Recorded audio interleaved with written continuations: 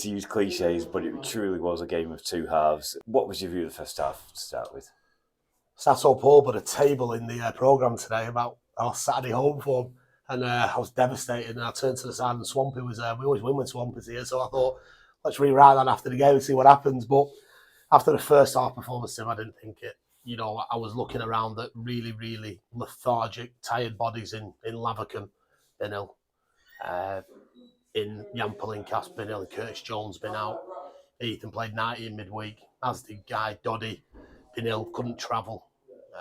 Potsy, been ill. Vinny ill on the bench. Chaz out, injured. Matty Van Wick couldn't travel. And I'm looking around, I'm thinking, we looked a side that was desperately short of energy, desperately short of motivation. And listen, I won't lie, I mean, they've turned up today, so we can talk about illnesses and injuries all we want. People are probably fed up of hearing it, but if you're going to turn up, then work hard. Work hard. First off, we didn't work hard. We felt sorry for ourselves. I didn't make an excuse in that dressing room saying, just go and run around at 50%.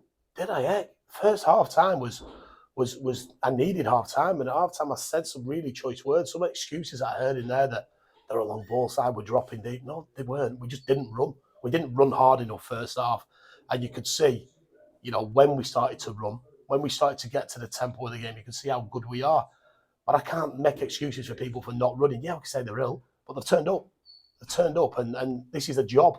You know, they've turned up, and if you're going to turn up, be proud of yourself and put in a performance. Second half, they put a performance in, and, you know, that's why what was said at half time was then, you know, not undone. I'm not taking words away that I said at half time, but got to congratulate them because second half they really, really stepped the levels up and gave a good fist of it. Yeah, I mean, to be fair to Marske, basically they kept us to no shots on target. The pressing game from the off was, you know, on it. You could tell that first 5 minutes they were like a sprint, like pretty much everything they were doing, and they were putting some really, really good sort of set pieces in, which we did well sort of to resist. And I think it was, I mean, there was a save from Dan about halfway through the first half, which is like, how the hell is he? You know, he literally plucks it out of the air on the line. But eventually they got through, obviously with another one of the set pieces. And they've got a lot to play for. They want to stay in the division, but we've got a lot to play for. We're playing with the best badge on your shirt that you could want to play for in the best stadium with the best fans. How can you not want to raise your game? You're playing for a future at FC United. And I said that to the lads, I'm not going to just give it you. You know, at the minute, I've got question marks over 6, 7, 8 of them, not as ability, but what happens when the chips are down? Easy at Al Shields. Go and get yourself up for it until 2,500. It should be easy here to get yourself up for it. And some of them underperformed, and that's not the first time. And I don't want to make my decision easy at the end of the game, at the end of the season. Brian Richardson keeps coming to me with a list of players that are available, and the list is getting longer. And I'm saying, but we've got him. And Brian's going, what have we? You know, are they doing enough? If they play like they did second half, if they run harder than the opposition, if they show that determination, that desire, play for this football club. Call me sad, Tim, call me whatever. This is the best feeling, winning a game of football. Winning a game of football as FC United manager is even better. Playing for FC United must be a dream. You can't take that for granted. Why, you know, I've let a player go, Andy Hall's goal this week, you know, and a couple of clubs have come in for Andy, you know, but it's not FC United. And I don't know why people wouldn't want to take that opportunity. And that's the bit that I've got to get into the heads, because you can coach passing, you can coach dribbling, you can coach heading. You can't coach mentality or that strength, that thing that's in your stomach. I've got it in abundance. I want to win everything. My weekend's over, Tim, if I don't win a game of football. But if you're going to do something, do it right. Do it right. Do it to the best of your ability, because I will stand here and I will take all the hits if it goes wrong. But there's going to come a time that some of them are going to take the hits for their own performances if they don't step up. And that's what I'm begging them, because they're a great group in there. But I can't give them that tonic. If it's not in them, you know, at times, and yes, there's illnesses. Yeah, I get it. But you got to have that tonic. And if you think you're tired, you are tired. If you think you're injured, you are injured. You've got to go to the next level. Yeah, I mean, it's interesting, obviously. You made the subs early in the second half. Is there a reason, basically, just to explain to the fans why you don't do it at half time? You sort of like play it sort of like 50 odd minutes. The lads needed a message at half time. They needed some home truths. They needed to know how we were going to change it. And I thought once we changed it, and credit to Doddy, credit to Potsy and Ethan, we changed it while they were on the pitch. But then it was just a time to inject some energy. You know, we know about what Doddy's been through, and he's got playing. You know, he couldn't travel to Europe, and I'm asking him to play again after playing Marine last week. We know Potsy's been out injured. He's been out to Valencia. We know Ethan's coming back from injury, and he's played in Valencia. It was time to inject a little bit. Drop Wollers in one, drop Guy in one.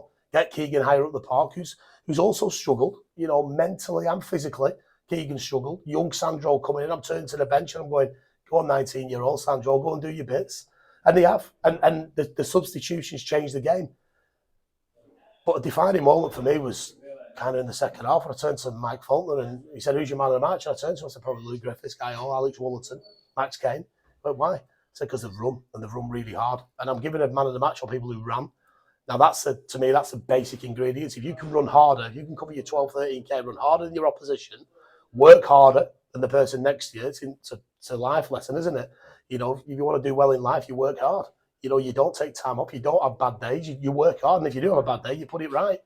Second off, we worked hard. And I looked at Griffiths. He flipping covered every ounce, every blade of grass. I looked at Wollerton and Guy Hall, and they really stepped up. And that's why we won the game, because we were prepared to run. And we were prepared to get on the end of things, create chances, and play with intensity, and play with that professionalism. And that's why I'm super proud. I'm a super proud manager of that group in there, because they've been ill. There's been major changes, but there's a lot of heart in there as well. Yeah, I mean, you mentioned Alex Wollerton. He was the SEM Radio Man of the Match, sponsored by Joseph Holtz. Another two performances that stand out, and I know you don't like to pick out particular people, but Max, obviously, that header for the first goal was such a brave attempt, wasn't it? Max Kane, we go and find the next one. We to your Tundis, your Regans, Elliot Samolzis, you go and find the next one. We find a Sandro, we find a Max Kane. He's nowhere near the level he's what he wants to be at the minute. But you know what? He's got a massive heart. He's got bags of desire. He's got ability. He wants to play for the football club. You can see what it means to him. And for me, you work with them players, and they're not always there these days. That old-fashioned mentality. But Max is a grafter. He's a winner, and that's what I liked about him when he played for Clitheroe. I'm very surprised that they didn't play him, because I think they've derailed a bit since he's come out. But for us, he's coming in, and he's going to do really well. And if I can work with him the same way I've worked with lads in the past who've moved on, then we've got a special player. But it's not going to happen overnight. I've got Faizu Sangar, who's going to be the same. Young Matty Van Wyk, Sandro, young Keegan. These are lads that can take us to the next level, but it's going to take time. But I'm ready to work with them, and they're ready to work with me, and that's the most pleasing thing. I mean, speaking of young lads, the person who put the ball on the plate for Max was Sandro. Great player, loads of ability. We say to him on a Wednesday in the college league, you should be owning these games, and sometimes it's a will or a won't. Sometimes he's a little bit too laid back. Penny's got a drop with that kid now. He's 90. He's got all the ability. Reminds me like Simoes. Reminds me just like Elliot. Got a swagger like Dante. But you could see he was tired towards the end. And the first thing he said to me, he said, Gaff, I need to go do some hill sprints. I'll be dragging you up hills in summer, because you can't have that much ability and not be able to complete 90 minutes. And you could see homegrown talent. It's what Manchester United do. Promote their own. It's what FC United do. And it's so pleasing where I can see Jan, Matty Rose in the academy the other week. You can see Serene on the bench today. You can see Sandro getting a sniff of it. It's so good for these players, and credit the academy staff, Tom, etc.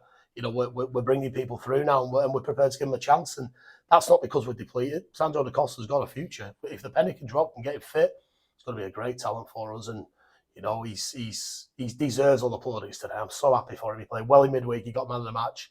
He's come on and changed the game today. And he's a lovely kid. He's such a nice kid, and his feet are on the ground, so we've got to develop into him. Yeah, and sort of shortly after the first goal, the second one went in like a double whammy for Marske, basically just rocked back on the heels. It was noticeable you turned to the bench. What did you say? Mentality, and I don't mind sharing this. I prepare the most methodical way I can prepare for a football game. Football games mean everything to me. Everything. You could say it's a cliche, it means everything. Winning a game of football, the best feeling in the world. Yeah, I've got two kids, love them to bits, but winning that game of football, that emotion that goes through your body is something spectacular. And I turned to the bench, and I turned to the staff, and I turned to the players, and I said, mentality. Because after a minute of the game, the ball bag wasn't undone, ready for the ball to get onto the pitch. The set pieces weren't being carried out the way they should be doing on the pitch. The warm-up was flat. And yeah, we can point at players all we want, but as staff, are we ready? Are we mentally? Are we prepared to go toe to toe? I don't need to stand out there to make sure that we're ready. That's a collective, and what you're going to do is If you do everything right at the best of your ability and it goes wrong, I'm all right with that. If it goes wrong and we've underperformed just slightly, because football's about 1%, then that's unacceptable. And today I turned to the bench and I went mentality.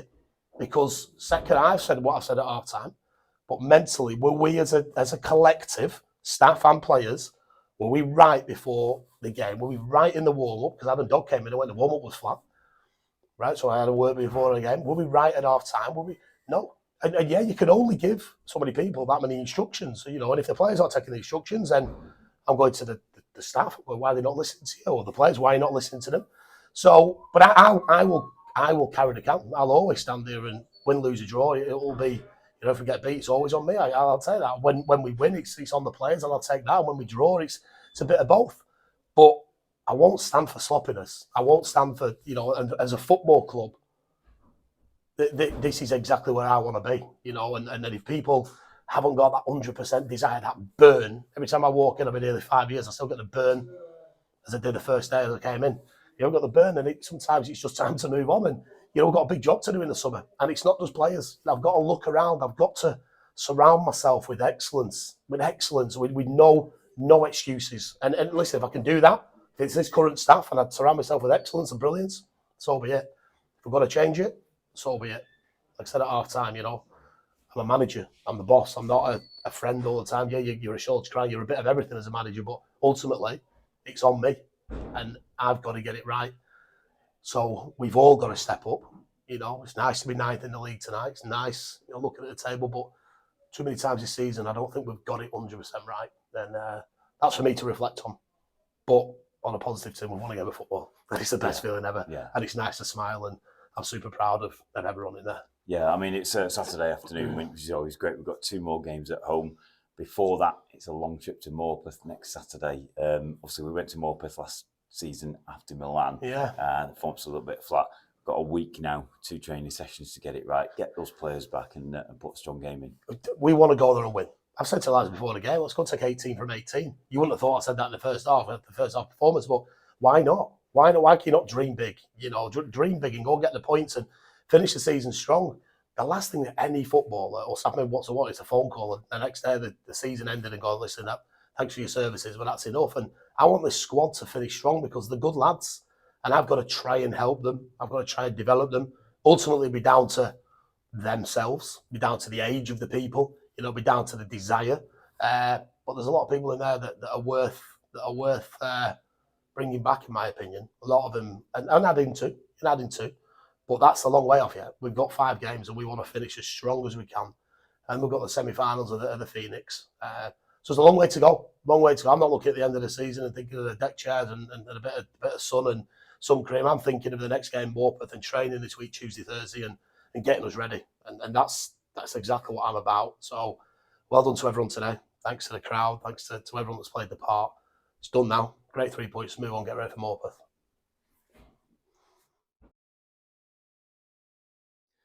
Congratulations, Alex. The Joseph Holt's man of the match as chosen by FCM Radio. Yeah, thank you very much.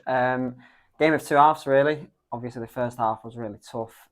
We had to sort of grind it out, get into half time. A few stern words, but we needed it. We needed a push. We knew that there was a lot more that we could give as a team, and we was 1-0 down, so we knew that obviously we had to get a few goals to get us back where we needed to be.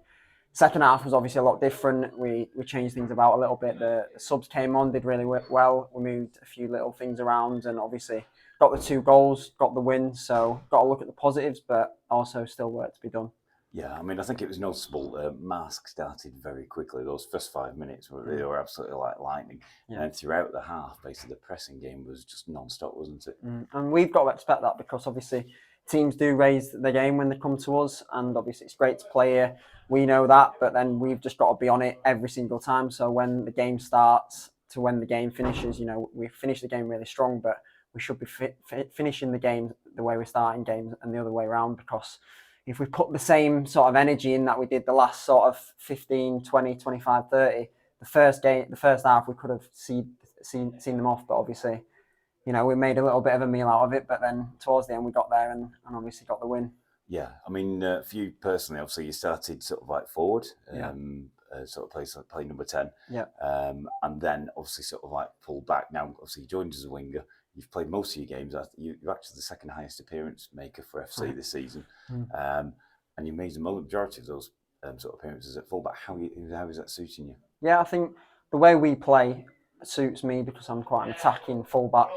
Obviously, I've not played it before, but the way obviously the gaffer wants to play and the way that we are keeping the ball, it does kind of suit me. So I think I'm happy to play in whatever position, and I've just got to then, when I'm in that position, just make sure that whether I'm playing 10 or out wide or fullback, that I'm on it and that I can keep my shirt.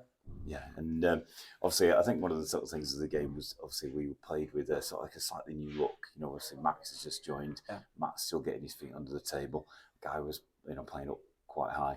You know, how did that sort of like change the shape? Do you think that was part of sort of like the way the context of the game went? Yeah, I mean, we've had a lot of illnesses this week, and we said before the game we're not going to make it an excuse. You know, we've got enough people to get over the line and get the win, like we showed. So I think it was a case of getting used to people. So obviously Max has come in and done great. Guy played a little bit higher up. Matty played up top again today as well. So it is just getting used to people. And I think, you know, we've had a few unlucky injuries, illnesses, people going, but it shows that this team is really capable of still going out and putting performances on and getting the win. So we've just got to make sure now that mentally we're prepared for those games coming up and that we can keep getting points on the board. Okay, well, it's a week off and then a big trip to Malpas next week. But for now, congratulations, the Josie Folks man of the match. Thank you very much. Cheers. Cheers.